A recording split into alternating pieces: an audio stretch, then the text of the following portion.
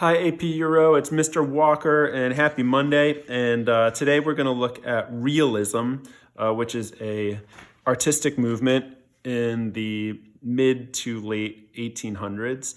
And before we look at that, let's think about different artistic movements throughout this time period, throughout the late 1700s to the early 1900s that you'll be responsible for on the AP exam. So let's see, artistic movements. We've got Neoclassicism,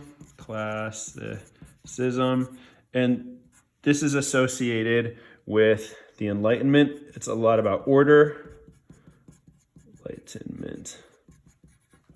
And this word classicism, of course, this has to do with Greek or Roman art, like antiquity. Neoclassicism, new ideas about Greek and Roman art. There's order, there's ideas of revolution, and yeah, take a look at the paintings of David for Neoclassicism during the French Revolution, like the one we saw of Marat, the one we saw of the tennis court oath.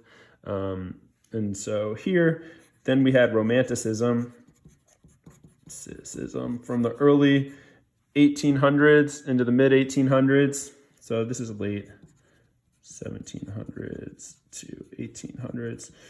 This is going to be like 1800 to, I don't know, like 1850-ish, okay? Romanticism. And we learned all about this, right? We remember think back to all the different characteristics of Romanticism, from the grotesque to untamed nature to think of all those images that we came up with in class that have to do with the definition of Romanticism. But basically, for this one, I had you connect nationalism to the ideas of Romanticism. That was the big one. And think of the connection of like the Brothers Grimm, right? We're doing German Romantic movements. Think of Verdi, Victor Emmanuel Re d'Italia. Verdi was a composer and combined nationalism and emotion with Romanticism. And then we are today, or I'll make another video. This is sort of just an overview. We have realism, and this is basically from 1850 to, I don't know, or let's say 1830 to 1890. And these are all like, these aren't hard dates. It's just in this general area. And realism has mostly to do with, I would write socialism or the working class. Okay. Then we're going to look at, after realism, on Wednesday, we're going to look at Impressionism. And that has more to do with the bourgeois class, and also ideas about light. And then finally, we're going to look at modern art, and specifically Cubism and abstract art.